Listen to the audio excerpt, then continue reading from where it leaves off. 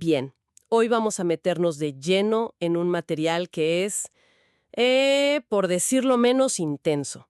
Tenemos la transcripción de un video de YouTube que es una ventana directa a la mentalidad de algunos miembros de la organización religiosa La Luz del Mundo. Y el foco es la devoción a su líder, Naasón Joaquín García. Pero no estamos hablando de simple respeto, no, o de admiración. El material nos pone frente a una idea que es el eje de todo. La creencia de que la vida del líder es literalmente más valiosa que la vida de los propios hijos, de los fieles. Y bueno, nuestra misión aquí es desentrañar cómo se construye un argumento para sostener algo tan radical. Exacto. ¿Cuál es esa lógica interna que lo hace no solo aceptable, sino una verdad de fe? Justo, porque hay una frase en este material que es el punto de partida de todo. Una que, la verdad, te deja helada. El orador del video dice sin rodeos, con todas sus letras, la vida del varón de Dios vale más que la vida de mis hijos. Uf, Y no lo dice una vez, lo repite, como para que no quede ninguna duda. Es toda una declaración de principios. y es fundamental entender que esto no se presenta como una opinión personal No, o un arrebato de emoción. No, no. Se enuncia como una doctrina, como una verdad absoluta. De hecho, el orador inmediatamente sube la apuesta. aún más. Sí, sí. Dice que la vida del líder no solo vale más que la de sus hijos, sino más que la suya propia, más que la de su esposa, e incluso llega a decir que vale más que la vida de toda la iglesia junta. Es una escala de valor completamente vertical. O sea, en la cima hay una sola persona y todo lo demás, que pueden ser miles, está por debajo. Incluso se cita esta idea de que se darían naciones por tu vida. El valor se vuelve, en sus palabras, incalculable. Exacto. Pero esto plantea una pregunta inmediata. ¿Qué hace que una vida humana sea tan infinitamente valiosa por encima de las demás? Y ahí está el núcleo de su argumento. La distinción clave que hacen es que no se está hablando de la vida de cualquier persona. Se refieren a la vida de un hombre de Dios. En este sistema de creencias, ese título no es, digamos, honorífico, es descriptivo. Ah, entiendo. Significa que Él es el representante directo de Dios y de Jesucristo en la tierra. Por lo tanto, su vida no se valora por sus cualidades humanas, sino por su función divina. Es un recipiente de lo sagrado.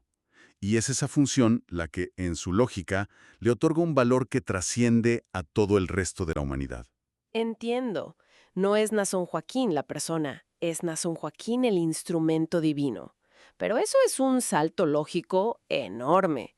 Tomar ese concepto y llevarlo a la conclusión de que su vida vale más que la de un niño, ¿cómo logran que sus seguidores lo vean como algo válido? ¿Cómo lo justifican con sus propios textos sagrados? Aquí es donde la interpretación se vuelve la herramienta principal. El orador no se basa en sentimientos, sino que va directo a la Biblia para anclar su afirmación. Cita una frase de Jesucristo que es muy conocida y muy potente. ¿Cuál? Si alguno no dejare padre, madre e hijos por mí, el tal no es digno de mí. Claro, una frase que exige una lealtad absoluta, pero está dirigida a Jesús, a una figura divina. Exactamente. Y aquí ocurre un movimiento teológico que es crucial. Lo que la fuente describe es un traslado de lealtad. El argumento es el siguiente. Si Jesús exigía esta devoción suprema, y si el líder actual es su enviado o su representante, Ujú. entonces la misma devoción se le debe a ese representante. Justo. Amar y valorar al enviado es la única forma tangible de amar y valorar a quien lo envió. La lealtad a Dios se vuelve inseparable de la lealtad al líder, y cualquier cosa menos que eso sería, en esta lógica, una fe incompleta. Es como si dijeran, no puedes amar a la idea abstracta de Dios si no amas a su manifestación física aquí y ahora. Precisamente. Y para reforzar esta idea de que el líder no es una persona común, usan otra cita bíblica, de la carta a los Hebreos, una que describe a los grandes profetas y hombres de fe del pasado, de los cuales el mundo no era digno. Esa es una frase muy poderosa. Implica que estas personas están en un plano tan elevado que el mundo normal, con sus reglas y sus valores, ni siquiera puede medirlos correctamente. Y a partir de esa idea, construyen una imagen del líder que es, bueno, prácticamente sobrehumana. La transcripción usa adjetivos como excelente, perfecto, escogido por Dios, santo por excelencia, e incluso llega a afirmar que en ellos no hay maldad alguna. ¡Wow! Entonces, cuando estableces esta dicotomía, donde el líder es la perfección y la santidad, y el resto de la humanidad tiene una vida miserable y puerca, como el propio orador la describe, la comparación se vuelve imposible. Claro. Ya no estás comparando dos vidas humanas, estás comparando una vida casi divina con una existencia defectuosa. Y en esa balanza, la elección es obvia para el creyente. Y cuando pensé que el análisis se quedaría solo en lo teológico, el material saca unas de la manga, una comparación histórica. Con el rey David, eso me pareció fascinante, porque le da a la devoción un aire casi épico, ¿no? Saca la idea del texto religioso y la planta en una narrativa histórica. Es una herramienta retórica muy efectiva. Le da un precedente. La historia que cuentan es del Antiguo Testamento, cuando el pueblo de Israel le ruega al rey David que no vaya con ellos a la batalla. Y el miedo no era que David muriera como hombre, sino que se apagara la lámpara de Israel. La lámpara de Israel. Esa metáfora lo es todo. Él no es solo el rey, es la única fuente de luz, de guía para toda la nación. Si él cae, todos se quedan en la oscuridad, aunque sigan vivos. Y esa conexión no se deja a la imaginación. La fuente es explícita. El orador nombra directamente a Naasón Joaquín como la lámpara de Israel en estos tiempos. Ah, o sea, es una equivalencia directa. Directa. Y con esto logran varias cosas. Primero, lo conectan con un linaje de figuras bíblicas heroicas. Segundo, redefinen su vida. Su existencia ya no le pertenece a él, es un bien comunitario. Es el faro. Su bienestar personal se convierte en la supervivencia simbólica de toda la iglesia. Esto explica algo que menciona el texto, la angustia desproporcionada que sienten los fieles cuando él se enferma.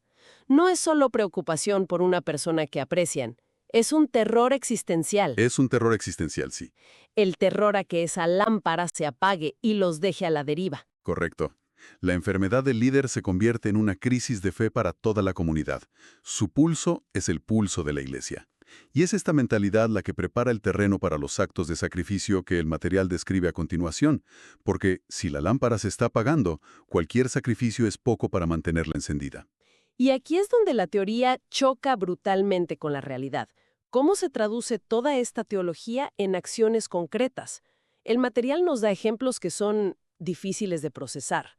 Se menciona un momento de crisis, de llanto y lamento en el que algunos seguidores llegaron a ofrecer a sus propios hijos. Uf, La frase exacta es que los ofrecían para que ellos durmieran en lugar de su hermano, refiriéndose al líder. a ver, detengámonos un momento en esa imagen. No es una ofrenda de dinero o de tiempo, es la ofrenda de lo más preciado. Es la subversión de uno de los instintos humanos más básicos, el de proteger a la propia descendencia. Psicológicamente, esto indica que el seguidor ha internalizado por completo esa jerarquía de valor de la que hablábamos. Totalmente. La vida de su hijo, en ese momento de crisis, se convierte en una moneda de cambio para comprar la salud del líder. Es una declaración de fe que va más allá de las palabras. Y esto se complementa con otra historia, la de un hombre que, para orar por el líder, se arrastraba al templo. La fuente describe que lo hacía hasta que la sangre brotaba de sus piernas y pies. Esa imagen es brutal. Y me pregunto, ¿qué significa el dolor en este contexto? ¿Es una forma de penitencia? ¿Una prueba de amor? ¿O es algo más? Como sentir que si uno no sufre, no está contribuyendo realmente a la salvación del líder. Es una pregunta clave, porque cuando otros intentaron ayudar a este hombre, él se negó. Dijo que quería postrarse con dolor ante Dios y orar por su siervo. El dolor no era un efecto secundario, era el objetivo, era parte de la oración. Exactamente. Transforma el sufrimiento de algo que se evita a una herramienta activa de fe. Es la materialización de la devoción. En esta lógica, las palabras, las lágrimas, no son suficientes. El cuerpo mismo debe participar en el ruego. Claro. El dolor físico se convierte en la métrica de la sinceridad de esa oración, en una ofrenda carnal. Es decir, mi devoción es tan grande que estoy dispuesto a destrozarme físicamente por él. Y el material presenta un último ejemplo que, justifica la defensa del líder a cualquier costo, reinterpretando una escena muy famosa del Nuevo Testamento. ¿Sí? El momento en que Jesús es arrestado, y el apóstol Pedro saca una espada y le corta la oreja a uno de los siervos. Una escena que todo el mundo conoce. Claro, y la interpretación tradicional suele ver esto como un acto impulsivo, uno que Jesús reprende. Sin embargo, la fuente cita a un apóstol Samuel, una figura de autoridad en su historia, quien reinterpreta la escena. Según él, Pedro no intentaba solo herir o asustar. La afirmación es que Pedro tiró a matar. Vaya, eso cambia completamente el significado. Lo cambia todo. En esta nueva lectura, la violencia de Pedro no es un error, es la máxima prueba de amor y lealtad. Es la reacción correcta y esperada de alguien que verdaderamente ama a su maestro. El mensaje implícito para los seguidores es claro. La defensa del hombre de Dios justifica medidas extremas. La protección del líder se convierte en un deber sagrado. Ok, si juntamos todas las piezas, el rompecabezas que se arma es bastante sobrecogedor. Partimos de una declaración que parece una hipérbole. Tu vida vale más que la de mis hijos. Pero luego vemos que hay toda una estructura teológica, histórica y emocional construida para sostenerla. Así es. Es un sistema completo. Se establece el valor absoluto del líder al definirlo como un ser casi divino, un representante insustituible. Se justifica esta idea reinterpretando las Escrituras para transferir la lealtad debida a Dios hacia él. Y se le da ese peso épico comparándolo con el rey David, la lámpara indispensable. Exacto. Y lo más importante, esta creencia no se queda en el plano de las ideas. Se traduce en actos de sacrificio que son la prueba definitiva de fe, la disposición a entregar a los hijos, el uso del dolor físico como oración. Y la justificación de la defensa violenta como un acto de amor. Todo está interconectado. Y fíjate, para dejar una reflexión final, la fuente cierra con una cita que se atribuye al propio Nazón Joaquín García, supuestamente dicha después de recuperarse de una enfermedad gracias a las oraciones de los fieles. Él dice, «El Señor os ha guardado la vida y a cambio me la ha dado a mí, ¿para qué? Me la ha dado para que sea ejemplo de ustedes». Esa frase es muy interesante. La presenta como una especie de intercambio divino. Las vidas de los seguidores fueron guardadas y, a cambio, la suya fue restaurada. Pero no para su propio beneficio, sino para servir de ejemplo. Lo que nos deja con una pregunta final, ¿no? Para reflexionar. Esta frase cierra el círculo de una manera muy particular.